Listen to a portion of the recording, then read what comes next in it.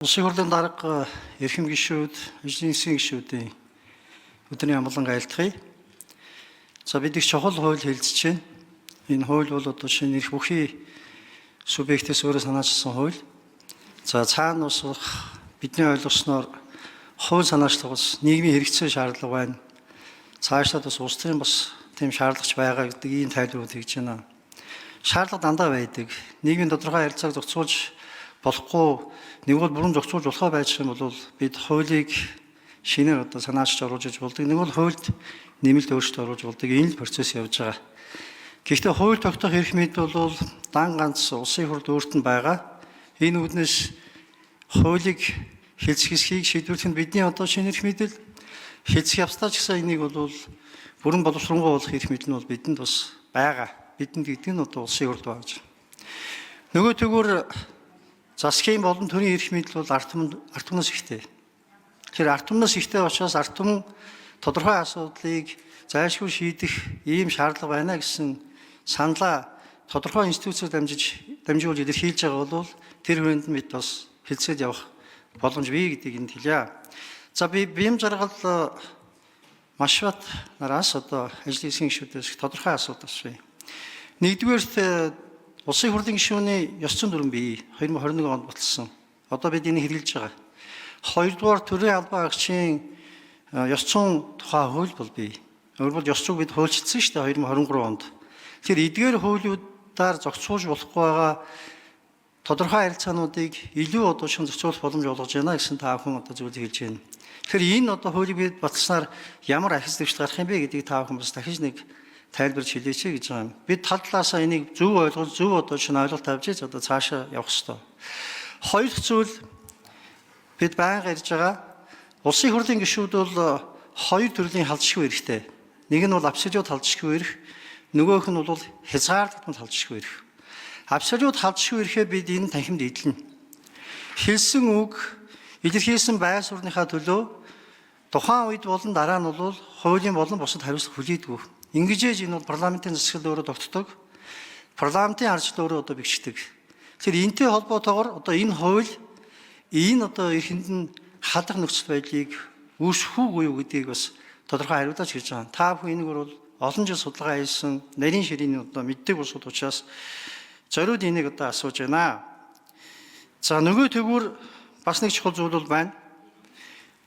Парламентын засаглалын бас нэг шалгуур нь бол олон намын тогтолцоо олон ургач үзэл байна. Тэгэхээр энтэй уйлдсан байдлаар ард түмэн бол эрхээ шилжүүлдэг, төлөөллийн байгууллага болгож. Тэгэхээр энэ хуулийг бид одоо баталснаар ард түмний одоо бүрэн эрх, төрийн одоо эрх мэдлийг одоо барих бүрэн эрхэд ямар нэгэн байдлаар сөргөөр нөлөөлөх нөхцөл байдал үүсэхгүй гэдэг энийг та хариулаад өгөөч гэж баярлалаа. За хэн хариулах ажлын хэсгээс? За ажлын хэсгийн гишүүн Отхон Баярын маш бат хариулъя. 4-р микрофон. За нэгдүгürt ямар давуу тал ямар одоо эрэг нөлөөлөх вэ гэдэг асуулт байна. Ерөнхийдөө бол бидний зорьсон санаа бол үндсэн хуулийн одоо императив тэр заалтанд 29-р зүйл 66-гийн одоо 3, 4 тэгээ 67-р зүйлд нийцүүлж байгаа. Нийцүүлэхийг одоо санаачилж байна. Шийдэх нь бол их хурлын бүр их шүү дээ. За нэгдүгürt нэг тэгж хариулъя. За хоёрдугаарт нь улсын хурлын гишүүний болоод ард түмний мандатад нөлөөлөх үү гэж асууж байна тийм. За их хурлын гишүүний мандатад нөлөөлнө гэж би бодохгүй байна. Зохицуулт нь. Яагаад тэгэхээр ерөнхийдөө эцсийн шийдвэрийг үндсэн хууль заснаар дандаа хөндлөнгийн этгээд гаргадаг. Тэр нь үндсэн хуулийн цэцэл тийм. Сая бас нөгөө асуултанд асууж хад ярьжсэн их хурл өөрөө олонхоор шийдэх юм тухай гэж жахан буруу ойлголттой байх шиг. Их хурл олонхоор цэцэд энэ үндслэл байна уугүй юу гэдэг одоо гэдгийг шалгуулах тийм хүсэлтийг л батлах ёстой. Эцсийн шийдвэрийг бол цэц гаргана. Чухамдаа тийм учраас олонх цөөнхийн одоо нөхцөл байдалд олонх нь өөрсдөө хүч төрж одоо асуудлыг шийдэх цөөнхийн гишүүдэд асуудалд оруулах энэ гэсэн тиймэрхүү зүйлүүдээс сэргийлэхийн тулд үндсэн хуулийн 66-гийн 2-ын 4 рүү асуудлыг шилжүүлээд тэгээд тэрүүгээр шийдэхээр ийм л одоо санал байх юм. За баярлалаа. За Сархтын Зулбхаар гишүүн нэмэлт асуулт. За маш одоо огтд баярлалаа. Би хоёр дахь асуултынхаа хариултыг аваагүй байгаа. Нөгөө халдшгүй байдалд нь иммунити шүү дээ. Энд одоо хэрэг нөлөөлөх. Эн чинь зөвхөн тэр их хурлын гишүүний иммунити биш шүү дээ. Парламентын өөрийнх нь бас иммунити тийм ээ, халдшгүй байдал. Энэ дээр яах вэ? Яг энтэй уйлдсан байдлаар бас нэг зүйлийг бас тодруулъя. Таны өгж байгаа хариулттай холбоотойгоор хууль дэвлэх зарчим одоо бид үйлчлэх ёстой. Төрийн үйл ажиллагаанд тэр нь тодорхой ижил статустай төрийн албаагч, улс төрийн байна уу, одоо захиргааны байна уу? Хууль болон тодорхой одоо шинэ дүрм журмын юм нь бол эрхтгш байх ёстой. Тэгэхээр энэ жагсаалтын гишүүдийн нэг тусдаа нэг юм зохицуулт ороод ирсэн. Энэ одоо энэ зарчмаар зөрчиж байгаа нөхцөл байдал үүсч байгаа гэдэг гишүүд ихэнх нь яриад байна шүү дээ. Энэ дээр та бүхэн судлаачдын хувьд ямар байр суурьтай байна? За 4 номерын микрофон. За их хурлын өөрийнх нь одоо мандатад шууд нөлөөлөх үү гэдэг асуудал байна. Би нөлөөлөхгүй гэж ойлгоод байгаа юм. Яг тэгэхээр энд их хурл нь өөрсдөө нөлөөлөх гэдэг байгаа биш. Эсвэл олонхот нь эсвэл цөөнхөт нь энэ асуудлыг өгч байгаа биш.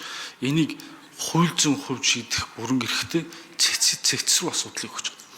Ерөнхийдөө арчлал дээр одоо онол ирсэн болчихвол арчлал болоод хуулийн мэрэгжлийн асуудал гэдэг энэ хоёрыг баланслах асуудал үндсэндээ яг үндсэн хууль дээр бол тулгуурладаг шүү дээ, тийм.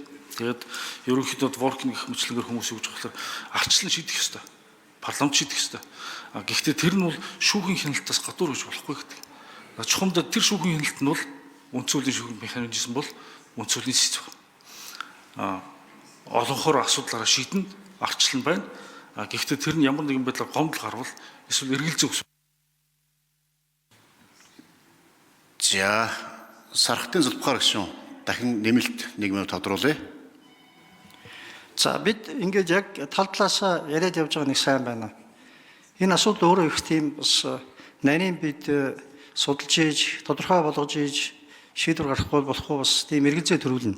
Гэхдээ та бүхний одоо санаарсан хууль дотор бол хоёр тодорхой асуудлыг бол бид шууд цааш нь бол аваад явах юм байна гэж ойлгож байгаа шүү дээ. Тэр одоо шүүхийн шийдвэр гаргасан нөхцөл байдал болон хуралдаанда ирэхгүй байгаатай холбоотой энэ улсуудад ногдуулах цахилгаан үүсгэх асуудал. Энэ бол маш тодорхой. За бусад хоёр зүйлтэй холбоотой бол бид нарийн ярих ёстой.